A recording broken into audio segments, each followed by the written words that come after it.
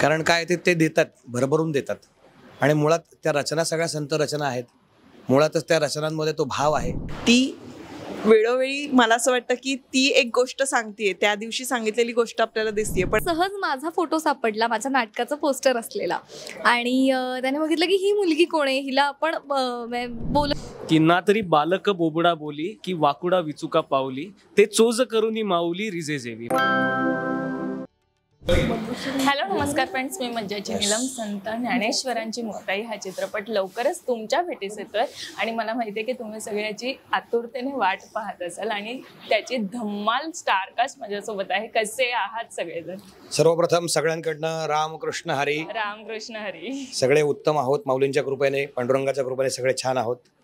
आणि खूप छान वाटतंय आज पांडुरंगाच्या या मंदिरामध्ये हा सगळा सोहळा जो संपन्न होतोय, संत ज्ञानेश्वरांची मुक्ताई. सर्व चित्रपटगृहांमध्ये हा सोहळा रंगणार आहे सर्व भक्तांच्या साक्षीनं, आणि त्यानिमित्ताने आम्हाला गप्पा मारायला बोलवलं त्याबद्दल धन्यवाद. खरं तर तुम्ही सगळे वेळ काढून आलात त्यासाठी, कारण की खूप छान प्रकारे प्रमोशन सुरू आहे. आता ते दिवस आठवतात ज्या दिवशी तो प्रवास सुरू होता, ती सगळी तयारी सुरू होती. काय सांगाल की कसा तो प्रवास एकंदरीत सुरू झालेला? प्रवास खूप आधीच सुरू झालेला. मुळात या विषयावरती चित्रपट करणं दिग्पालच्या अनेक वर्ष मनात होतं. या विषयावरती संत ज्ञानेश्वरांची मुक्ताईवरती त्याने एकल नाट्य 2014 साली लिहिलं होतं आणि अतिशय प्रभावी त्याचे प्रयोग खूप छान झालेले त्याचे सगळे. आणि अनेक वर्ष डोक्यात होतं की असं आहे, आणि मला त्यांनी बोलून दाखवली इच्छा. म्हणजे आम्ही लॉकडाऊनमध्ये सेकंड वेव्हमध्ये माऊलींच्या मंदिरात बसलो होतो एकदा रात्री सुवर्ण पिंपळाच्या छायेमध्ये. शेजारती झाल्यानंतर संपूर्ण मंदिर मोकळं असतं, फक्त पहारेकरी विणेकरी जे असतात, विणा मंडपातले काही पुजारी लोक, शिपाई मंडळी असतात. माझा धाकटा भाऊ सेवेमध्ये असतो तिथे. तर सुवर्ण पिंपळाच्या छायाखाली बसून त्यांनी इच्छा व्यक्त केली की मला मुक्ताईचं वाचन करायचं आहे, असं वाटतं, करावं असं वाटतं. म्हटलं कर. आणि ते ऐकल्यानंतर आम्ही रडत होतो, मी, माझा भाऊ दिग्पाल, आम्ही रडत होतो. तेव्हा म्हटलं की मला या विषयावरती भव्य चित्रपट करायचा आहे. आणि मी म्हटलं की आपण कल्पवृक्षाच्या छायेत आहोत, माऊली म्हणजे साक्षात कल्पवृक्ष आहे, त्यांच्या ठिकाणी आपण ती विनंती त्यांच्याकडं देऊयात, त्यांच्याकडे अर्ज करूयात, बाकी सगळं ते बघून घेतील.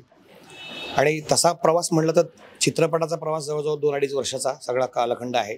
त्याच्यावरती संशोधन, मग वेगवेगळ्या मोठ्या मोठ्या लोकांचं मार्गदर्शन, अनेक ग्रंथांमधनं आलेले उल्लेख, काही कादंबऱ्यांमधनं आलेले उल्लेख, आणि असं सगळं संत चरित्रांमधनं. संत नामदेव महाराजांच्या गाथ्यामध्ये विशेष जास्त करून नामदेव महाराज या सर्व प्रत्यक्षदर्शी, या सर्व संतांचे समकालीन असल्यामुळं त्यांच्या अभंगांमधून आलेलं वर्णन, अशा सगळ्या ह्याच्यातनं तो प्रवास सुरू होत गेला. आणि एक एक जण जोडत गेला या सगळ्या ह्याच्यामध्ये. माऊलींनी पाठवल्यासारखं ही मुक्ताई त्याच्यामध्ये मिळाली आम्हाला छान. आणि त्याचबरोबर माऊली, तेजस आणि जी लहान भावंड आहेत ती पण फार गोड सगळे. ही ऑडिशन करताना एक गंमत झाली. जवळजवळ लहान भावंडांच्या रोलसाठी जेव्हा दिग्पालने ऑडिशन केली तर जवळजवळ 250 मुलं साधारणतः मराठी घरातली होती. त्याच्यातले फक्त 2 मुलांना ज्ञानेश्वर महाराज, तुकाराम महाराज माहिती होते. हे वास्तव आहे. मग दिग्पालनी त्यांना कथा ऐकवली तिथे 2 तास वेळ घेऊन सगळ्यांना. आणि म्हणून मग कळतं की या चित्रपटाची आत्ता किती गरज आहे. असा तो सगळा प्रवास आणि माऊलींनी करून घेतलं सगळं त्यांच्याकडनं. पण काय सांगणार की यशोदेची भूमिका ही सगळ्यात मोठी जबाबदारी आहे बघायला गेलं तर. त्या भूमिकेचा प्रवास कसा सुरू झाला? कारण मगाशी मी ऐकत होते की स्वर व्यंजनापासून जी सुरुवात झाली आणि ती आता लवकरच प्रेक्षकांच्या समोर येणार आहे. काय सांगणार त्याबद्दल?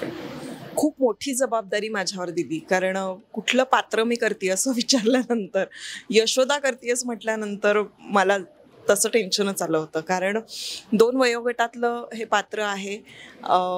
75 नंतरची वयोवृद्ध अशी यशोदा, जी तिचे अनुभव घेऊन परिपक्व झालेली अशी एक वृद्ध स्त्री आहे, आणि तरुणपणीची जी यशोदा आहे.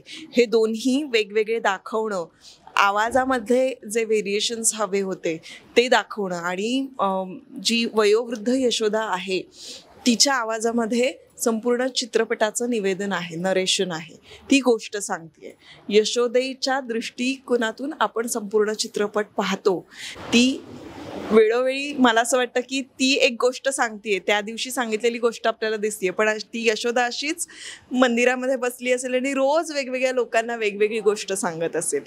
तर तिचा जो अनुभव आहे तो फक्त फक्त आवाज बदलायचा नव्हता, तर तो अनुभव, त्या भावना, ते ज्या पद्धतीने यायला हवं हे खरंच खूप कठीण होतं. त्यामुळे हे पात्र जेव्हा मला करायचं आहे असं जेव्हा सांगितलं, त्याला सगळ्यात आधी ते टेन्शन होतं की आता मी माझा आवाज वेगळा कसा दाखवू आणि मग वाचिक अभिनयासाठी मी काय करू. तर त्यासाठी आमचे प्राध्यापक शामराव गुरुजी जे आहेत त्यांच्याकडे मी वाणी संस्कारांचे धडे घेते. त्यांनी खूपशा गोष्टी सांगितल्या. त्यानंतर आम्ही जरा बसून काही विचार केला. पूर्ण स्क्रिप्ट 2-3 वेळेला वाचल्यानंतर मग मला जे वाटणारे वेगवेगळे, हे बघ या आजीचा आवाज बघ कसा वाटतो, नाही ही आजी नाही चांगली वाटते, या आजीचा आवाज कसा वाटतो, असं मी रेकॉर्ड करून पाठवायचे दिग्पालला. आणि मग त्यातून आम्ही एक फायनल केलं. आणि खरं तर ते डबिंगला होणार होतं सगळं काम, पण माझा हट्ट हा होता की मला जरा आधीच तो आवाज सापडला ना तर संपूर्ण कॅरेक्टर मला लक्षात येईल आणि मग संपूर्ण चित्रपट होईपर्यंत मला ज्या पद्धतीनं तो ग्राफ न्यायचा हे कळेल. त्यामुळे माझं खूप असं होतं. तो म्हणाला होता मला की आपण हे डबिंगमध्ये करून घेऊ, मी घेतो तुझ्याकडनं करून, तू काळजी करू नको. पण म्हटलं नाही, मला जर ते आत्ता सापडलं तर फार बरं होईल. त्यामुळे शूटला मला खूप, कारण जम्पमध्ये ते सगळे आहेत, मध्ये मध्ये यशोदा येते, तर त्याची लिंक लागणं खूप गरजेचं होतं. त्या भावना ज्या पद्धतीनं जसे लहानाचे मोठे होतात आणि त्या भावना उत्कट होत जातात तसं ते सगळं मिळालं पाहिजे आवाजाला. तर हे सगळं चॅलेंजिंग होतं, पण माऊलींच्या कृपेनं आणि दिग्पालच्या कृपेनं, दिग्पाल माझ्यासाठी माऊलीच आहे, त्याच्या कृपेनं खरं सांगायला गेलं तर हे त्यांनी करवून घेतलेलं आहे माझ्याकडनं. आणि बघू आता प्रेक्षकांना कसं वाटतं. नक्कीच आवडेल, कारण एवढा जर प्रयत्न केलाय तर तो नक्कीच प्रेक्षकांसमोर तुम्हाला फळ नक्कीच देईल. पण नेहा, तुला काय सांगावं असं वाटेल की ज्ञानेश्वरांची मुक्ताई म्हणजे संपूर्ण चित्रपट आपल्या होते फिरणार, ती वेगळी एक जबाबदारी, आणि आपण मुक्ताईची भूमिका साकारतो ही एक वेगळी जबाबदारी. जेव्हा कॉल येतो आणि विचारलं जातं की तुला मुक्ताई साकारायची, तेव्हापासून ते आत्तापर्यंत काय काय सुरुवात झाली आणि काय काय बदल झालेत? माझी सुरुवात जशी झाली तो फारच गमतीशीर किस्सा आहे. कारण माझा नाटकाचा प्रयोग होता आणि प्रयोग झाल्यानंतर मी घरी चालले होते आणि दादा त्याच्या ऑफिसवरती जनरल काही पोस्टर्स, नाटकाचे फोटोज आणि असं जनरल बघत बसला होता. तर त्याला सहज माझा फोटो सापडला, माझ्या नाटकाचं पोस्टर असलेला, आणि त्याने बघितलं की ही मुलगी कोण आहे, हिला आपण बोलवूयात का. तर तिथे माऊलींच्या कृपेने माझा मित्र बसला होता, प्रतीक म्हणून. तर तो म्हणला की माझी मैत्रीण आहे, तर मी हिला विचारतो येऊ शकेल का म्हणून. आणि योगायोगाने त्या दिवशी माझ्या आईचा वाढदिवस होता, म्हणून मी पटकन प्रयोग संपवून घरी जात होते. तर मला याचा फोन आला की असं असं प्लीज आहे, तर पटकन तू दादाच्या ऑफिसला ये. आणि साधारण रात्री 9:45 वगैरे झाले होते. तर मी पटकन घरी गेले, आईला घेतलं आणि दादाच्या ऑफिसमध्ये गेले. आणि तिकडे गेल्यावर मग त्याचं जे एकल नाट्य आहे मुक्ताई, त्याच्यामधला एक प्रसंग त्यांनी मला वाचायला दिला.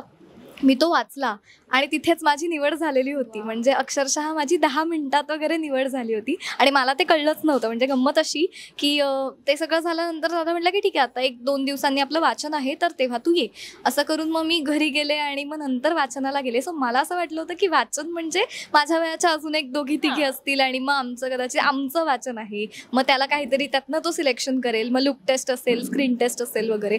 तर असं काहीच नव्हतं. तिकडे गेल्यावर की त्यानं स्क्रिप्ट नाही आणि अख्खी फिल्म ऐकवून दाखवली. आणि तेव्हा हे सगळी मोठमोठे सगळे आर्टिस्ट तिकडे होते आणि तेव्हा त्यांनी माझी ही आपली मुक्ताई अशी ओळख करून दिली.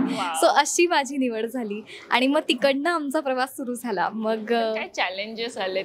कारण की अभ्यास एक वेगळा असतो पण चॅलेंजेस ते वेगळे असतात. तर काय चॅलेंजेस आले मुक्ताई?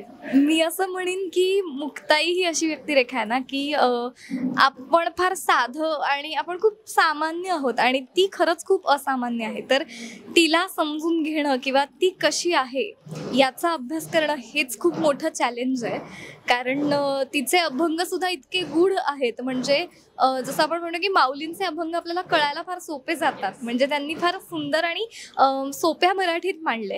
जसे मुक्ताईंचे अभंग समजून घ्यायला फार अवघड आहेत. म्हणजे आता मुंगी उडाली आकाशी जे सगळ्यांनाच माहिती आहे, तर त्यात त्यांनी कुंडलिनी जागृत कशी होते हे सांगितलंय.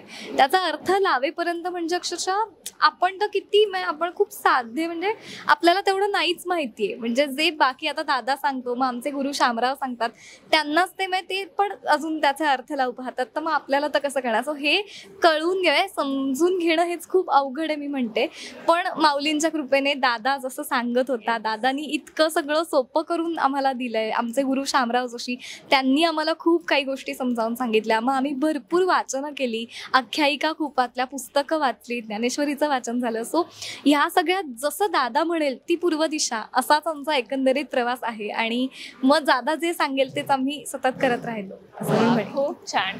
पण आता माऊलींकडे येते की मगाशी एक गृहस्थ होते, त्यांनी लक्ष नव्हतं जर तेव्हा ते बोलले ज्ञानोबा ऐका ना. म्हणजे हे आता प्रत्येकाकडनं येणार आहे आणि ही जबाबदारी वेगळीच आहे. पण तो जेव्हा कॉल आलेला तेव्हा काय थॉट होते की अरे आपल्याला पहिलीच भूमिका इतकी छान मिळाली, किती आनंद होता आणि आता किती जबाबदारी वाटते. म्हणजे खूप आनंद झाला मला. हा शब्द खूप लहान आहे कदाचित, मला वाटतं यासाठी. गगनात मावेना हा पण लहान असेल कदाचित, इतका आनंद मला झाला होता.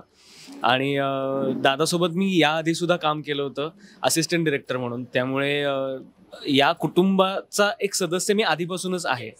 आणि आमच्याच कुटुंबाचा नवीन चित्रपट असं म्हणून मला सुरुवातीला वाटलं होतं. पण जेव्हा दादानी मला हे सांगितलं की आपण मुक्ताईवर चित्रपट करतोय आणि तू ज्ञानेश्वर माऊलींची भूमिका करतोयस, तेव्हा मला जबाबदारी ती जास्त वाटली. कारण आपण ज्ञानेश्वर माऊलींचं साहित्य वाचलंय, त्यांना वेगवेगळ्या माध्यमातून आपल्याला जुजबी माहिती आहे ज्ञानेश्वर माऊली सामान्य लोकांना. पण ज्ञानेश्वर माऊली पडद्यावर साकारणं आणि लोकांना हा विश्वास देणं की हेच ज्ञानेश्वर माऊली आहेत, असेच असू शकतील ते, तर ही मला वाटतं फार मोठी जबाबदारी होती. आणि त्या भूमिकेपर्यंत पोहोचण्याचा प्रवास जो होता हा फार सुकर झाला. कारण आमच्यासोबत अनेक लोक जोडले गेले होते. दिग्पाल दादांनी आमचे खूप वर्कशॉप्स घेतले त्यासाठी. प्राध्यापक शामराव जोशी यांच्याकडे आम्ही वाणी संस्कारांसाठी कार्यशाळा केली. त्याबरोबरीनं अनेक गोष्टी वाचनात आम्ही ठेवल्या होत्या. आणि मला असं वाटतं की ही मी तेजस म्हणून माऊलींसाठी एक छोटीशी पूजा माझ्याकडनं मी मांडली आहे कदाचित. आणि माऊलींचं एक फार सुंदर ओवी आहे ज्ञानेश्वरीतलीच की ना तरी बालक बोबडा बोली की वाकुडा विचुका पावली, ते चोज करूनी माऊली रिजे जेवी. म्हणजे जरी बालक वाकडा तिकडा चालत असेल, बोबडा बोलत असेल, तरी त्याच्या माऊलीला ते सगळं फार गोड वाटतं. तर प्रेक्षक सुद्धा आमचे माऊलीच आहेत. तसंच मी प्रेक्षकांसाठी सुद्धा ही पूजा मांडण्याचा प्रयत्न केला आणि माऊलींसाठी ही पूजा मांडण्याचा प्रयत्न केलाय. त्यामुळे हे मला खात्री आहे की माऊलींपर्यंत हे पोचली असेल माझी पूजा आणि ती आता प्रेक्षकांनाही भावेल. येस, नक्कीच भावेल. पण आता अजय दादाकडे ते दादा, ऐतिहासिक भूमिका ज्या आपल्या नावाजलेल्या आहेत त्या भूमिकेंना कुठेही थोडासाही धक्का न लागता आपण एक वेगळी भूमिका आपल्या वाटणीला येते, तेव्हा त्याच्याकडे आपण अजय म्हणून कसे पाहताय आणि ती कशा पद्धतीने साकारली जाणार आहे आणि आता ती कशा पद्धतीने प्रेक्षकांसमोर येणार? संत ज्ञानेश्वरांची मुक्ताई हा मुळात चित्रपट धार्मिक इतिहासच आहे, त्यामुळे ऐतिहासिक मधलाच भाग आहे हा. फक्त अष्टकाच्या माध्यमातून आपण शक्तीचे संस्कार करत होतो समाजावरती, आता भक्तीचे होणार आहे. त्यामुळे हा मूलभूत फरक जेव्हा लक्षात येतो ना, तेव्हा आपण भूमिका कुठली करणार होतो आणि त्या बरहुकूम आपल्याला काय करायची गरज आहे हे आपल्याला लक्षात यायला लागतं. आणि खूप आधीपासून असं ठरलं होतं की चांगदेव महाराजांची भूमिका या चित्रपटामध्ये मीच करणार आहे. दिग्पालने मला सांगून ठेवलं होतं. जेव्हा या चित्रपटाची तयारी सुरू झाली होती तेव्हा त्यांनी स्क्रिप्ट लिहिलेली नव्हती. त्यामुळे मला खात्री होती की दिग्पालचा जेवढा अभ्यास आहे त्याच्यावरती मला फक्त उत्सुकता होती की स्क्रिप्ट काय घडतील. आणि ज्या दिवशी मी पूर्ण स्क्रिप्ट वाचली तेव्हा मला समाधान झालं की हा चित्रपट, मी एक गंमत सांगतो दिग्पालची, तो ऐतिहासिक चित्रपट असो, नाहीतर धार्मिक ऐतिहासिक चित्रपट असो, नाहीतर इतर कुठली त्याची कलाकृती असेल किंवा एखादी राष्ट्रभक्तीने भरलेलं एखादं नाटक असेल, त्याचा ना लिखाणाच्या कडे बघण्याचा दृष्टिकोन खूप वेगळा आहे. त्याचा बॅलन्स रायटिंग मधला म्हणतोय तो खूप छान असतो. म्हणजे मी हे कायम त्याच्या कलाकृतींमध्ये ऑब्झर्व केलेलं आहे की त्याला जे सांगायचंय तो ते सांगतो सीनच्या माध्यमातनं. त्याच्याकडे एक उत्तम कलाकारांची फळी आहे किंवा तो शोधतो, जसं त्यांनी यावेळेस तेजस आणि नेहाला शोधलं की मला ही भूमिका करण्यासाठी सशक्त असे नट हवे आहेत, ते तो शोधतो आणि त्यांच्याकडनं तो सीन लोकांपर्यंत पोचवतो. त्याला संगीताचं उत्तम ज्ञान आहे, त्यामुळे त्याला त्या सीनला संगीत कुठलं तो वापरणार आहे हे त्याच्या डोक्यात असतं. थोडक्यात दिग्दर्शक कोणाला म्हणावं, ज्यांनी चित्रपट ऑलरेडी डोक्यामध्ये बघितलेला आहे पूर्ण, तो दिग्दर्शक चांगला असतो. नाहीतर नुसत्या वल्गना आणि कल्पना उरतात, घडत काहीच नाही. आणि त्यामुळे सगळेच जण, म्हणून त्याला कॅप्टन ऑफ द शिप म्हटलं जातं, की तो जे सांगेल त्या बरहुकूम संगीतकारही चालतो, गायकही चालतात, कलाकारही चालतात आणि तंत्रज्ञ सुद्धा चालतात. जेव्हा त्या माणसाचं विजन चांगलं नसतं ना, तेव्हा त्या चित्रपटाचं काही होत नाही. पण हे सगळे चित्रपट म्हणजे आधीचे 5 अष्टकातले म्हण आणि या समजा आता संत पंचक त्यांनी सांगितलंय, माऊलींनी पहिला चित्रपट घडवलाय, पुढे काय होईल ते ठरवतील. परंतु ह्या चित्रपटाच्या माध्यमातून सुद्धा त्याला जे सांगायचं आहे ते तो सांगतोच आहे आणि त्याचं मूल्य खूप चांगलं आहे. इन द सेन्स की थिएटरमध्ये आलेला माणूस जो ह्या विश्वासाने आलेला आहे की दिग्पाल लांजेकरचा चित्रपट आहे, ज्यांनी ऐतिहासिक चित्रपट बनवलेत, तर त्यांची निराशा होणार नाही, मी एवढं नक्की सांगतो. म्हणजे म्हणून मी त्याला बॅलन्स म्हटलं, की जे मनोरंजन म्हणून ज्याला व्हॅल्यू आहे, जे सांगायचं आहे ते आणि जे पोचवणारे कलाकार आहेत ते, हे इतकं व्यवस्थित बसलेलं असतं. आणि चौथा महत्त्वाचं काम म्हणजे संगीत. तर हे सगळं जेव्हा एकत्र उभं राहतं तेव्हा एक उत्तम चित्रपट निर्माण होतो. त्यामुळे पहिल्या दिवसापासून क्लॅरिटी असल्यामुळे मी आत्ता जे काही बोललो हे या क्लॅरिटीतनं झालेलं आहे, की लिखाण चांगलं, काय सांगायचं प्रत्येक सीनमधनं ते चांगलं, आणि ओघवती कथा आणि त्याच्यावरचा कळस म्हणजे संजीवन समाधीचा समारोह जो माऊलींचा आम्ही चित्रित केला, तो मला असं वाटतं सगळ्यांच्याचसाठी एक अविस्मरणीय दिवस होता. ते 2 दिवस जे आम्ही चित्रित केलं. एकूण चित्रपट मला आत्ता समाजाच्या दृष्टीने खूप महत्त्वाचा वाटतो. म्हणून हा चित्रपट प्रत्येकाने आपली धार्मिक इतिहास आपला जपण्यासाठी, तो पुन्हा त्याला उजाळा देण्यासाठी चित्रपटगृहामध्ये जाऊन बघा. आणि सगळे चित्रपट त्याचे सहकुटुंब सहपरिवार बघण्यासारखे असतात. त्यामुळे सगळ्यांनी मिळून तो चित्रपट जरूर बघावा असं मी आवाहन करीन लोकांना. त्यामुळे 18 तारखेला पिक्चर येतोय, तर त्या जरूर बघा. पण सगळेच जण दिग्पाल दादाचं इतकं कौतुक करतात, पण आता मी अजय सरांना विचारलं की प्रेक्षक म्हणून त्यांच्याकडे पाहताना किती छान वाटतं आणि काय सांगावंसं वाटतं, एक प्रेक्षक म्हणून बघताना, नाही मित्र नाही सहकलाकार, दिग्पाल दादाकडे खूप छान वाटतं. कारण की काय आहे ना, आत्ताच्या परिस्थितीमध्ये इतकं फोकस्ड काम करणारा माणूस शोधणं जरा मुश्किल असतं. आणि मी दिग्पाल बरोबर खूप वर्ष काम करत असल्या कारणाने मला त्याच्या कामाची पद्धत माहिती आहे. त्यामुळे तो एकदा त्या विषयात गेला की तो सगळं त्याचं मन जे आहे ना ते त्यात घालतो. त्याचा ॲक्च्युली मी हे बघितलंय गेले काही वर्ष की त्याचं खरंच इकडे तिकडे लक्षच जात नाही. त्यांनी काय कपडे घातले, त्याला कुठे जायचंय ते तो विसरतो.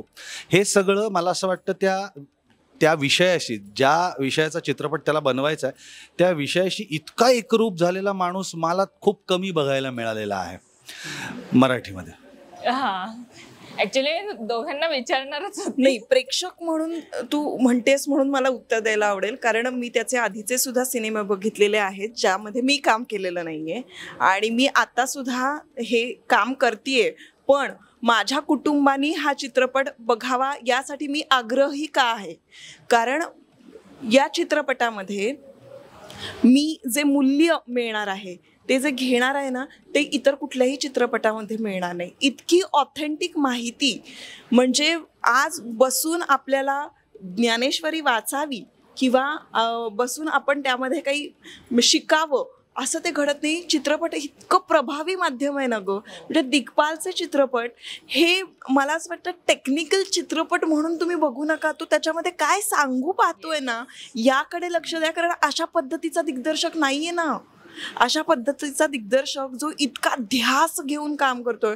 मी म्हणते हे चित्रपट म्हणजे कुठलाही प्रोजेक्ट नाहीये, हे मिशन आहे आणि तो त्या पद्धतीनं बघतो. आम्ही जे कलाकार यामध्ये सामील झालेलो आहोत या मिशनमध्ये, ते आम्ही सगळेजण हे पोचवण्याचा प्रयत्न करतो आहे की या मागचा थॉट काय आहे, इंटेन्शन, हेतू काय आहे हे बघा. हे फार महत्त्वाचं आहे आणि तो जो भाव आहे, तो जो विषय आहे ते त्याला जे सांगायचं ते पोचलं ना, झालं. हा चित्रपट मला असं वाटतं सक्सेसफुल आहे. त्याच्यामुळे बाकी तुम्हाला काय बघायचं ते बघा. तुम्ही टॉलिवूडमध्ये जाऊन बघा, बॉलिवूडमध्ये जाऊन बघा, आणखीन हॉलिवूड फिल्ममध्ये जाऊन बघा, ते तुम्हाला तिथे भरपूर मिळेल. पण विचार जे मांडण्याची पद्धत आहे ना, ते फक्त दिग्पालच देऊ शकतो.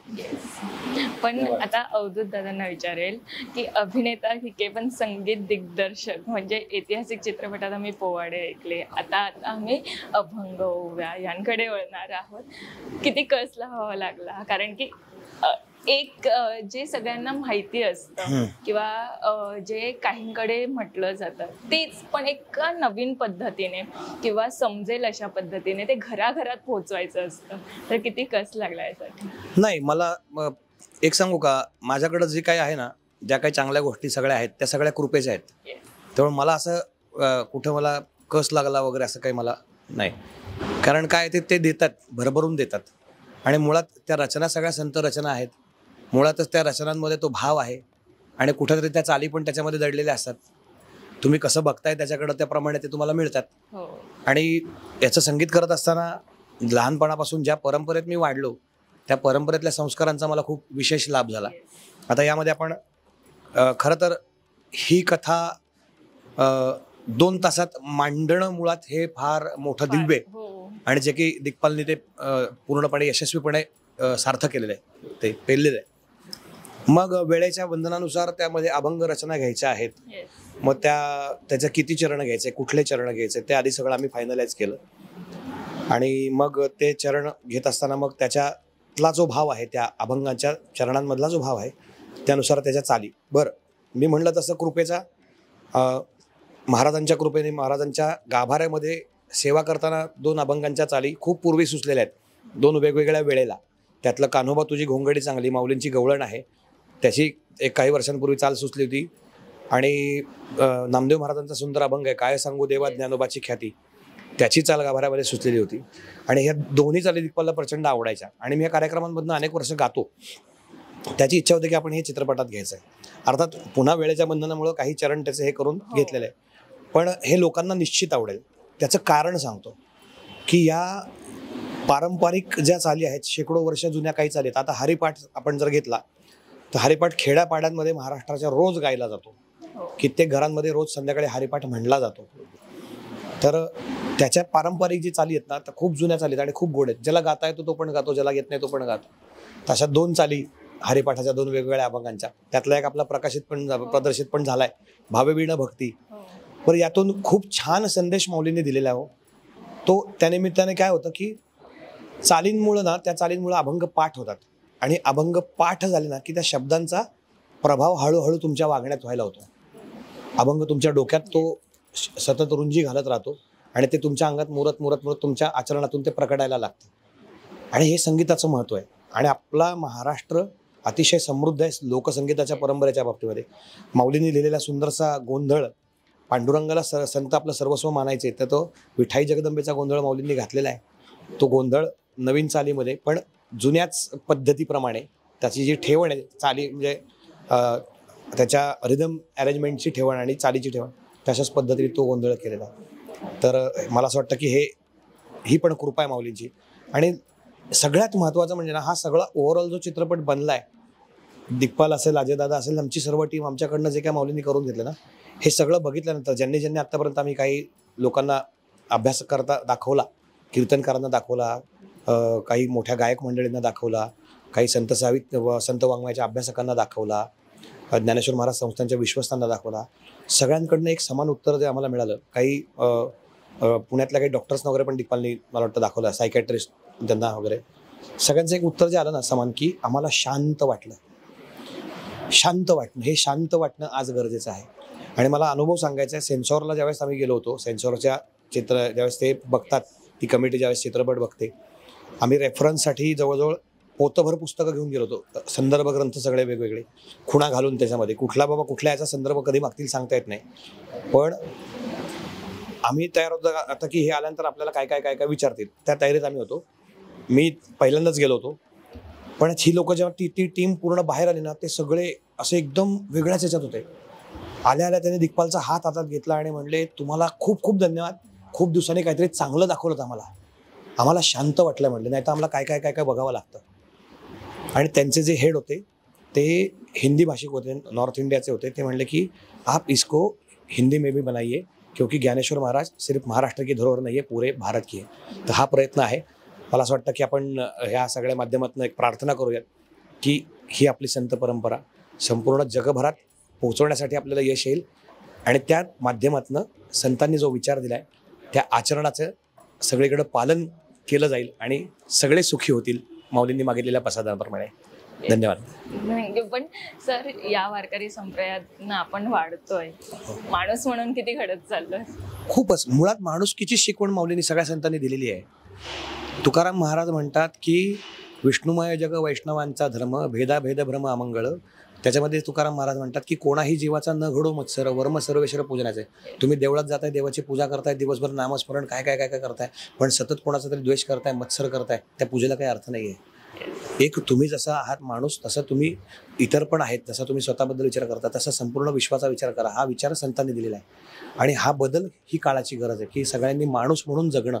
आपली जात, धर्म, पंथ, भाषा, प्रांत हे सगळे भेद बाजूला सारून ही काळाची गरज आहे आणि तो विचार कुठेतरी या चित्रपटाच्या माध्यमातून देण्याचा प्रयत्न आहे. येस, पण मला या दोघांना विचारायला आवडेल की काय सांगणार की कोणता सीन करणं सगळ्यात कठीण झालं. मी आता हे दोन घेते आणि एंड करते. त्या दोघांना एक उत्तर देऊन आणि एंड करते. म्हणून की कोणता सीन कठीण झाला आणि आता या भूमिका साकारल्यावर स्वतःत कोणते बदल झाले. असा स्पेसिफिक नाही सांगता येणार कारण ही व्यक्तिरेखाच इतकी कठीण आहे खरं तर समजून घ्यायला. पण मी हे नक्की म्हणेन की दिग्पाल दादा असल्यामुळे त्यानं तो मार्ग इतका सोपा करून दिला ना की म्हणजे तो म्हणेल ती पूर्व दिशा. असं आमचं होतं की त्यांनी सांगितलं ना हे वाच, हे असं असं कर, किंवा तो जे काही सांगायचं आम्हाला ते आम्ही फॉलो केलंय. त्यामुळे तो मार्ग कुठेतरी सोपा त्यानं करून दिला म्हणून त्या मार्गाने आम्ही जात गेलो.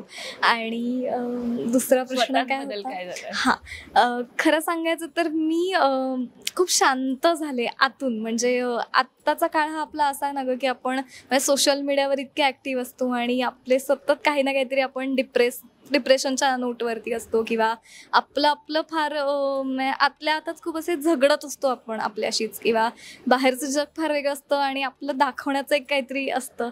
तर ह्या सगळ्याचा ना आपल्या मनावर काहीतरी एक वेगवेगळ्या ह्यानी परिणाम होत असतो आपल्या पिढीच्या सगळ्या मुलामुलींना. पण चित्रपटाचं चित्रीकरण जसं सुरू झालं त्याच्या आधीची जी प्रोसेस आमची सगळी होती, जसं तेजसने सांगितलं की आम्ही वाणी संस्कार वगैरे सगळं केलं, आम्ही सज्जनगडावरही जाऊन राहिलो, तिकडेही सेवा करून आलो. तर ह्या सगळ्यामुळे ना एक डिटॉक्स व्हायला झालं. या सगळ्यात मी असं म्हणेन की मन आणि विचार खूप स्थिर झाले. जे आपले स्थिर, माझे तरी खूप, मी अशी चंचल होते, मी अशी गडबड सतत गोंधळ घालायची असे मी होते, पण खूप शांत शांत नोटवर आले. मग आमची टीमच सगळी शांत झाली आणि हे आम्ही सगळेच जण सांगतोय की शांत वाटतंय हा चित्रपट पाहून. आणि आणखीन एक गोष्ट मला शिकण्यासारखी अशी होती की आम्ही जो माऊलींच्या समाधीचा सीन शूट करत होतो, तो प्रसंग करत होतो, तेव्हा सगळा सेट रडत होता आणि फक्त मला रडून चालणार नव्हतं कारण मला चेहऱ्यावर फक्त माझं कार्य पूर्ण झाल्याचा भाव ठेवायचा होता. सो माऊलींनी त्या 3 दिवसांमध्ये मला पेशन्स काय असतो हे शिकवलं आणि मला वाटतं की हाच पेशन्स आपण सगळ्यांनी आत्ता शिकलं पाहिजे. आणि शांत वाटण्यासाठी म्हणून हा चित्रपट आवर्जून सगळ्यांनी 18 एप्रिलपासून आपल्या जवळच्या चित्रपटगृहात आवर्जून पाहायला हवा. नक्कीच, पण वेळेच्या अभावी आपण इथेच थांबूया. पण सर, 4 अभंगाच्या ओळी आमच्या प्रेक्षकांसाठी होऊनच जाऊ दे. नामदेव महाराजांचा अभंग जो माऊलींसाठी त्यांनी वर्णन केलेलं. हो, 2. काय सांगू देवा ज्ञानोबाची ख्याती, काय सांगू देवा ज्ञानोबाची ख्याती, वेद महिषामुखी वदविले, वेद महिषामुखी वदविले, काय सांगू देवा ज्ञानोबाची ख्याती, काय सांगू देवा ज्ञानोबाची ख्याती. धन्यवाद. सगळ्यांना ऑल द बेस्ट. धन्यवाद. रामकृष्ण हरी. मराठी मनोरंजन सृष्टीमधील मालिका, चित्रपट, नाटक तसेच कलाकारांबद्दलच्या नवीन अपडेट्स जाणून घेण्यासाठी नक्की सबस्क्राईब करा इट्स मज्जा मराठी या आपल्या नवीन यूट्यूब चॅनलला.